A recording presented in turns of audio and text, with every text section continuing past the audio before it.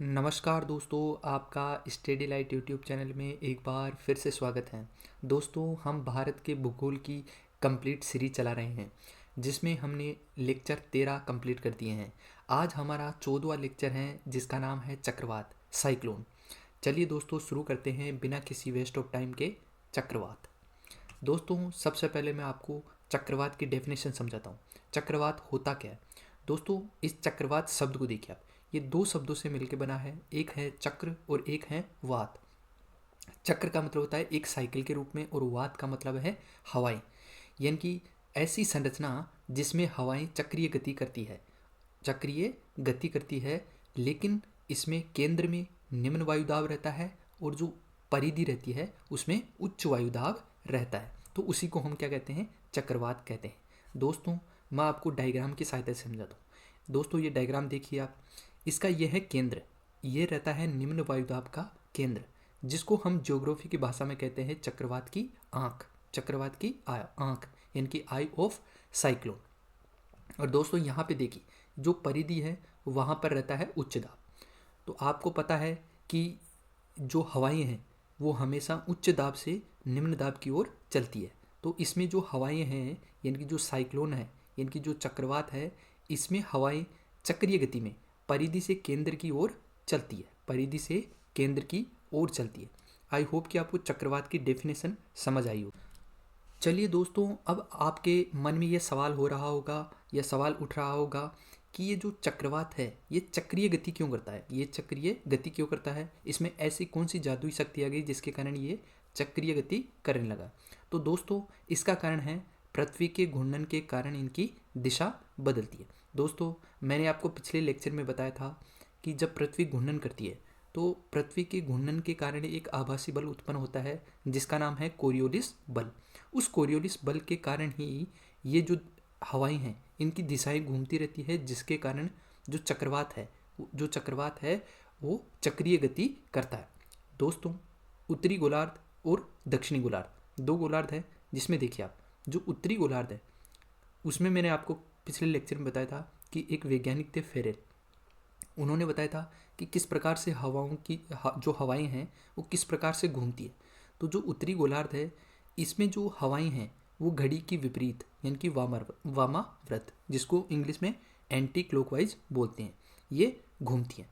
तो जो उत्तरी गोलार्ध हैं उसमें जो साइक्लोन की गति है, यानी साइक्लोन की जो चक्रीय गति हैं, वो जो घड़ी घूमती हैं उसके विपरीत दिशा में यानी वामाव्रत होगी। जबकि वहीं अगर दक्षिणी गोलार्ध की बात करें तो घड़ी की सुई की दिशा में घूमती है, यानी कि दक्षिणावर्त, क्लॉक वाइज घूमती है। तो आपसे पूछे कि चक्रवात की दिशा किस प्रकार से रहती है, तो दो गोलार्ध है जिसमें उत्तरी गोलार्ध में जो चक्रवात है उसकी दिशा वामाव्रत रहती है, यानी घड़ी के विपरीत रहती है, जबकि दक्षिणी गोलार्ध में घड़ी की दिशा में यानी दक्षिणावर्त दिशा में रहती है। चलिए दोस्तों, अब हम बात करते हैं चक्रवात के आकार की। तो दोस्तों, चक्रवात का जो आकार है वो दो प्रकार का हो सकता है, एक गोलाकार और एक वी आकार का। आप गोलाकार इस चित्र में देख सकते हैं, गोलाकार किस प्रकार से हो सकता है और वी आकार किस प्रकार से हो सकता है।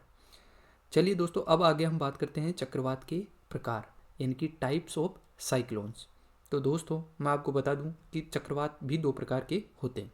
एक होता है शीतोष्ण कटिबंधीय या वाताग्री चक्रवात, जिसको टेम्परेट साइक्लोन कहते हैं इंग्लिश में। दूसरा होता है उष्ण कटिबंधीय चक्रवात, यानी कि ट्रॉपिकल साइक्लोन। दोस्तों, ये जो मैंने आपको शीतोष्ण कटिबंधीय जो चक्रवात बताया है, इसका दूसरा नाम वाताग्री चक्रवात है। वाताग्री चक्रवात का मतलब होता है दोस्तों, दो अलग अलग गुणों की जब वायु आपस में मिलती है, दो अलग अलग गुणों की, जैसे गर्म और ठंडी, तो इस प्रकार के चक्रवात उत्पन्न होते हैं जिनको शीतोष्ण कटिबंधीय चक्रवात कहते हैं। ये डायग्राम में देख सकते हैं आप कि किस प्रकार से शीतोष्ण कटिबंधीय चक्रवात उत्पन्न होते हैं। वहीं उष्ण कटिबंधीय चक्रवात की एक शर्त है कि इनका जो समुद्र है ये समुद्र पे ही उत्पन्न होते हैं, जबकि जो शीतोष्ण कटिबंधीय चक्रवात हैं वो समुद्र और महाद्वीप दोनों पर उत्पन्न होते हैं। लेकिन उष्ण कटिबंधीय चक्रवात केवल महासागर पर उत्पन्न होते हैं, और इनकी शर्त है कि जो समुद्र का जो टेम्परेचर है वो 27 डिग्री सेल्सियस से अधिक होना चाहिए। 27 डिग्री सेल्सियस से अधिक होने पर क्या होता है कि जो पानी है वो गर्म होकर संवहनीय धाराओं के रूप में ऊपर उठता है, जिसके कारण क्या होता है कि निम्न वायुदाब का क्षेत्र बन जाता है।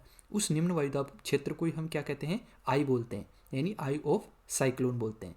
और जो बाहर का क्षेत्र रहता है वहाँ पर उच्च वायुदाब रहता है, जिसके कारण जो हवाएं हैं वो आई की तरफ यानी कि केंद्र की तरफ चलने लगती है। तो ये उष्णकटिबंधीय चक्रवात का फिनोमिना है। चलिए दोस्तों, अब शीतोष्ण कटिबंधीय या वातागरी चक्रवात के बारे में जानते हैं। दोस्तों, उत्पत्ति इसकी जो है यानी शीतोष्ण कटिबंधीय चक्रवात की जो उत्पत्ति है वो दो विपरीत गुणों वाली राशियों के मिलने से होता है, जैसे कि ठंडी और गर्म। इन दो राशियों के मिलने से इस प्रकार के चक्रवात उत्पन्न होते हैं। ये चक्रवात कहाँ उत्पन्न होते हैं? तो दोस्तों, ये दोनों गोलार्धों में यानी कि उत्तरी गोलार्ध में भी और दक्षिणी गोलार्ध में भी 35 डिग्री से 65 डिग्री अक्षांशों के मध्य, यानी कि 35 डिग्री से 65 डिग्री उत्तरी अक्षांश में भी और 35 डिग्री से 65 डिग्री दक्षिणी अक्षांशों के मध्य भी ये चक्रवात उत्पन्न होते हैं। दोस्तों, इनकी जो दिशा है वो पछुआ पवनों के कारण पश्चिम से पूर्व दिशा की ओर रहती है। अब ये पश्चिम जो पछुआ पवनी है वो क्या है?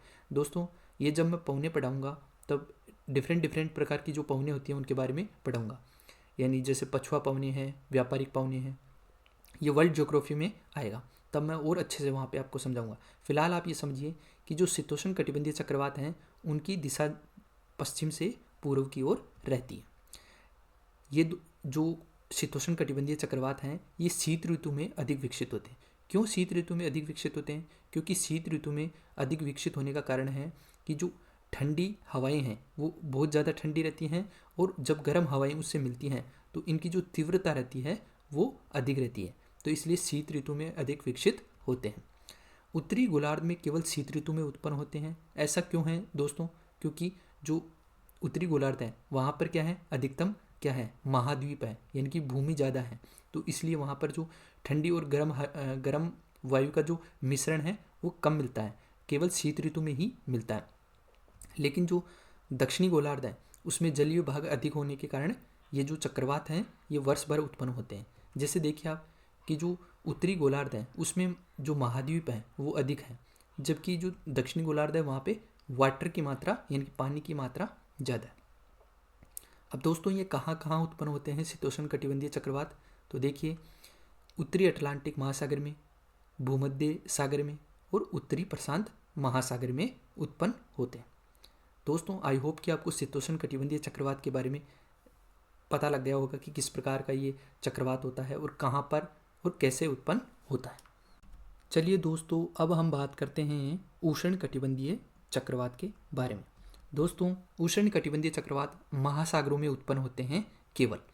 जो शीतोष्ण कटिबंधीय चक्रवात हैं वो महाद्वीप और महासागर दोनों में उत्पन्न होते हैं, जबकि जो उष्ण कटिबंधीय चक्रवात हैं वो केवल और केवल महासागरों में उत्पन्न होते हैं। इनकी जो स्थिति है वो है 5 डिग्री से 30 डिग्री उत्तरी तथा 5 डिग्री से 30 डिग्री दक्षिणी अक्षांशों के बीच उत्पन्न होते हैं। दोस्तों, 0 डिग्री से 5 डिग्री उत्तरी और 0 डिग्री से 5 डिग्री दक्षिणी अक्षांशों के मध्य ये उत्पन्न नहीं होते हैं। इसका कारण है कोरियोलिस बल का मान शून्य होना। दोस्तों, मैं एक एग्जाम्पल की सहायता से आपको समझाता हूँ। एक मान लीजिए एक बड़ी रस्सी आप लीजिए, उस बड़ी रस्सी को जब आप घुमाते हैं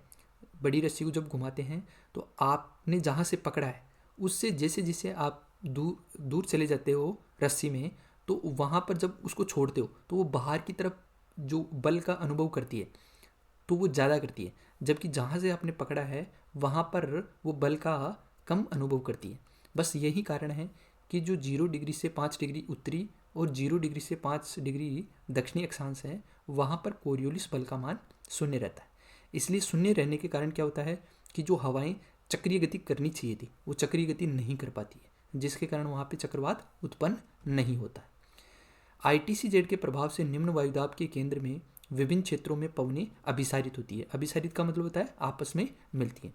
ये ITCZ मैंने आपको पिछले लेक्चर में समझाया था कि क्या होता है कि जो उष्ण कटिबंधीय क्षेत्र है वहाँ पर सूर्य की रोशनी अधिक पड़ने के कारण हवाएं गर्म होकर ऊपर उठती है, जिसके कारण वहाँ पर निम्न वायुदाब का क्षेत्र बन जाता है और जो उच्च अक्षांश होते हैं वहाँ से हवाएं इस तरफ आकर्षित होती है, यानी कि ITCZ की तरफ आकर्षित होती हैं।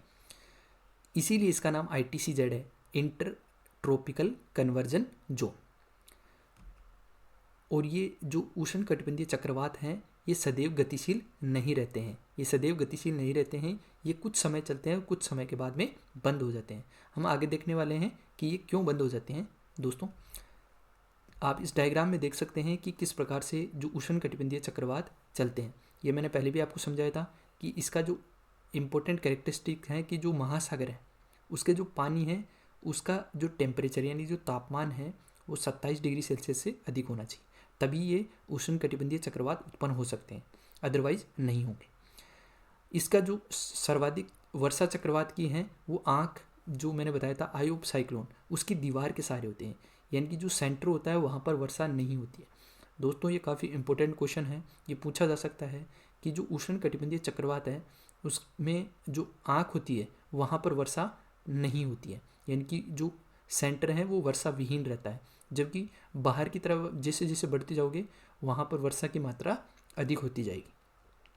अब दोस्तों ये जो उष्ण कटिबंधीय चक्रवात है वो कहाँ पर उत्पन्न होते हैं, तो देखिए दोस्तों ये कैरेबियन सागर, चीन सागर, हिंद महासागर और ऑस्ट्रेलिया, यहाँ पर ये उष्ण कटिबंधीय चक्रवात उत्पन्न होते हैं। आई होप कि आपको उष्ण कटिबंधीय चक्रवात भी समझ आएगा। मैंने आपको शीतोष्ण कटिबंधीय चक्रवात और उष्ण कटिबंधीय चक्रवात को बिल्कुल शॉर्ट में और बहुत ही शानदार तरीके से समझाया है, आपको ये समझ आया होगा मुझे उम्मीद है। चलिए दोस्तों अब हम उष्ण चक्रवातों की ऊर्जा की बात करते हैं कि इनको ऊर्जा कहाँ से मिलती है। दोस्तों ऊर्जा दो प्रकार की होती है, एक है वाष्पन की गुप्त ऊष्मा और एक है संघनन की गुप्त ऊष्मा। ये वाष्पन की गुप्त ऊष्मा क्या होती है दोस्तों, ऊर्जा की वह मात्रा जो द्रव के इकाई मात्रा को गैस में बदलने के लिए आवश्यक होती है। और संघनन की गुप्त ऊष्मा, जब जलवाष्प जल बूंदों में बदलता है तो जलवाष्प की गुप्त ऊष्मा पुनः वायुमंडल में समाहित हो जाती है, इसे हम संघनन की गुप्त ऊष्मा कहते हैं। चलिए दोस्तों मैं एक एग्जांपल से आपको समझाता हूँ इन दोनों को। दोस्तों जब आप एक किसी बर्तन में पानी गर्म करते हैं और उस बर्तन को आप प्लेट से ढक देते हैं, तो जैसे जैसे आप गर्म करते हैं तो वहाँ पे होता है वाष्पन, तो वो जो पानी है वो गर्म होकर क्या करता है उस प्लेट से चिपक जाता है, यानी कि उसका क्या बन जाता है, उस पानी का गैस बन जाती है और उस प्लेट से जाकर चिपक जाता है। और कुछ समय बाद में और जो वाष्पन हो रहा है वो क्यों हो रहा है, क्योंकि हमने उसको गर्म किया है, यानी उसको क्या दिया है, एनर्जी दी है, तो इसको बोलते हैं वाष्पन की गुप्त ऊष्मा। उसी ऊष्मा के कारण वो क्या हुआ है, वाष्प के अंदर चेंज हुआ है, यानी गैस के अंदर चेंज हुआ। और जब वो प्लेट से जाकर चिपक जाता है कुछ समय बाद में वो ठंडा होने लगता है और अपनी जो ऊष्मा है उसको क्या करता है, त्याग देता है, जिसके कारण जो गैस थी वो फिर से वापस क्या करती है, पानी में चेंज हो जाती है। तो ये इस प्रकार से साइकिल चलती रहती है। तो ये जो वाष्पन की गुप्त ऊष्मा और संघनन की गुप्त ऊष्मा ये दोनों आपको समझ में आई होगी। चलिए दोस्तों अब हम आगे चलते हैं चक्रवातों की मृत्यु। कहने का मतलब है कि चक्रवात आखिरकार रुक क्यों जाते हैं, जब चलते ही रहते हैं, चलते ही रहना चाहिए, तो रुकने का क्या कारण है। तो रुकने का कारण दोस्तों इसको हम ज्योग्राफी की भाषा में चक्रवातों की मृत्यु कहते हैं। दोस्तों चक्रवातों की जो मैंने आपको बताई थी आँख, यानी कि जो सेंटर बताया था उसमें गुप्त ऊष्मा रहती है, तो यदि गुप्त ऊष्मा बनी रहती है, यानी कि सेंटर पर अगर गुप्त ऊष्मा बनी रहती है तो चक्रवात की तबाही बनी रहती है, यानी चक्रवात चलता रहता है। यदि गुप्त ऊष्मा किसी कारण से अगर बाधित हो जाए तो चक्रवात की मृत्यु हो जाती है, यानी चक्रवात बंद हो जाता है। अब ये चक्रवात जो गुप्त ऊष्मा है ये बाधित कैसे हो सकती है, तो इसके दो कारण हो सकते हैं। एक हो सकता है कि ये जो चक्रवात है वो स्थल खंडों में प्रवेश कर जाए। अब स्थल खंडों में प्रवेश करेगा तो जो स्थल हैं वो तो ठंडे हैं, तो वहाँ पे जो गुप्त ऊष्मा है वो बाधित हो जाएगी, जिसके कारण क्या है, चक्रवात रुक सकता है। इसके अलावा क्या है, इसके अलावा दूसरा कारण है कि ये ठंडे इलाके में प्रवेश कर जाए, तब भी इसकी मृत्यु हो जाएगी। चलिए दोस्तों आगे चलते हैं। दोस्तों विश्व में चक्रवात के अलग अलग नाम हैं, यानी कि लोकेशन के हिसाब से अलग अलग नाम दिए गए, उनको एक बार हम देख लेते हैं। दोस्तों ये देखिए यहाँ पे जो ऑस्ट्रेलिया है वहाँ पर उसके जो तट हैं वहाँ पर जब चक्रवात आते हैं तो उनको कहा जाता है विली विली। अगला देखिए, अगला है टाइफून। टाइफून है जो चीन सागर और जो जापान है, जापान के ऊपरी हिस्से में, जापान के ऊपरी हिस्से में जब चक्रवात आता है तो उनको बोलते हैं टाइफून। इसके अलावा जब इंडियन ओशन में यानी कि हिंद महासागर और दक्षिणी अटलांटिक महासागर में जब चक्रवात आते हैं तो उनको कहा जाता है साइक्लोन। और यदि उत्तरी अटलांटिक महासागर में आता है तो उसको बोलते हैं हरिकेन। वहीं अगर जो नॉर्थ अमेरिका के पश्चिमी तट पर आते हैं तो उसको बोलते हैं टोर्नेडो, उनको बोलते हैं टोर्नेडो। दोस्तों, ये जो अलग अलग नाम हैं ये इनके स्पीड के आधार पर और इनकी तबाही के आधार पर ये नाम दिए गए। अगर हम स्पीड की बात करें तो जो टोर्नेडो हैं उसकी रफ्तार लगभग 200 किलोमीटर प्रति घंटे की रफ्तार होती है, यानी 200 किलोमीटर प्रति घंटे की रफ्तार से हवाएं चलती हैं टोर्नेडो के अंदर।